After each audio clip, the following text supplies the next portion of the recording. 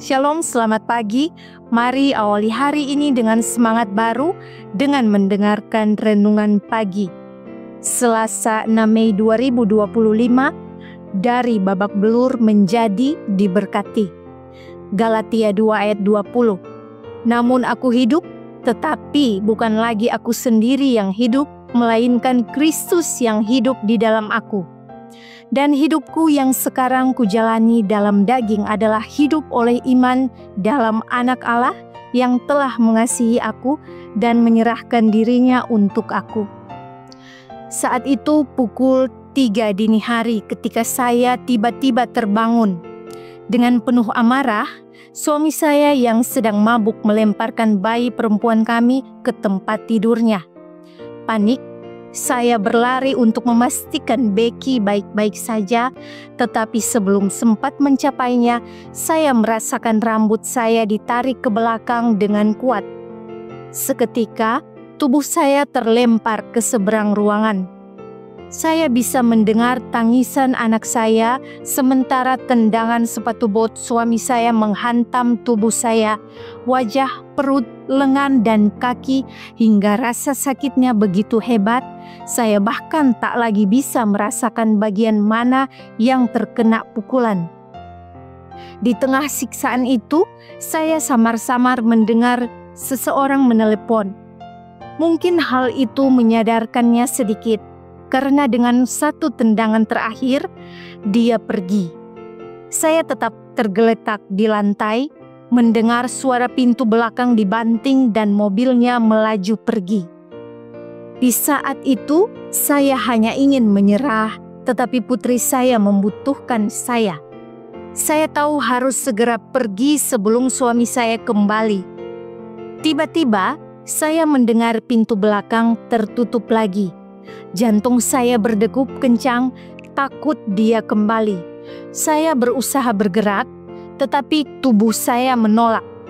Namun, rasa takut itu berubah menjadi air mata ketika saya melihat adik saya, Linda, berdiri di sana dengan jubah tidur dan sandalnya. Tuhan telah membangunkannya dan menaruh di hatinya dorongan untuk memeriksa keadaan saya, sebuah keajaiban. Linda menatap saya, lalu melihat ke sekitar kamar sebelum akhirnya menangis.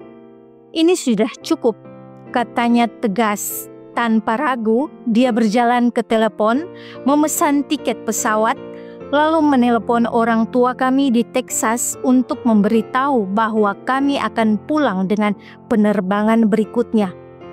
Dan itulah bagaimana saya akhirnya bisa melarikan diri dari pria yang hampir menghancurkan hidup saya. Dalam pernikahan pertama saya adalah salah satu dari jutaan wanita di Amerika yang setiap tahun menjadi korban kekerasan dalam rumah tangga. Mengapa saya bertahan begitu lama?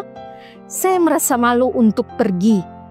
Bukankah pernikahan adalah komitmen seumur hidup? Saya juga percaya pada kebohongannya bahwa semua ini adalah kesalahan saya. Saya tidak punya uang dan meskipun takut untuk tinggal, saya bahkan lebih takut untuk pergi. Saya yakin jika mencoba meninggalkannya, dia akan membunuh saya. Sekarang, saya tahu bahwa Tuhan tidak menghendaki siapapun hidup dalam situasi di mana mereka terus-menerus diancam, direndahkan, dihina, atau dianiaya secara fisik. Jika Anda mengalami hal ini, ketahuilah bahwa Tuhan sanggup membuka jalan keluar dan memulihkan hidup Anda. Anda adalah putri raja, harta berharga yang telah Dia tebus dengan kematiannya. Firman Tuhan sendiri mengatakan, sebab Tuhan telah memilihmu, baginya engkau menjadi milik kesayangannya. Mazmur 135 ayat 4. Saya berterima kasih kepada Allah Bapa karena telah menyelamatkan, memulihkan, dan memberkati saya dengan berlimpah. Brenda Walsh. Kiranya renungan di pagi hari ini dapat menjadi kekuatan bagi kita semua dan menjadi perenungan kita sepanjang hari ini. Amin. Mari kita berdoa. Tuhan, terima kasih untuk nasihat firman-Mu. Terima kasih Engkau sungguh baik dalam kehidupan kami. Kami mau memulaikan aktivitas kami di hari ini. Kami percaya Engkau selalu memberkati kami.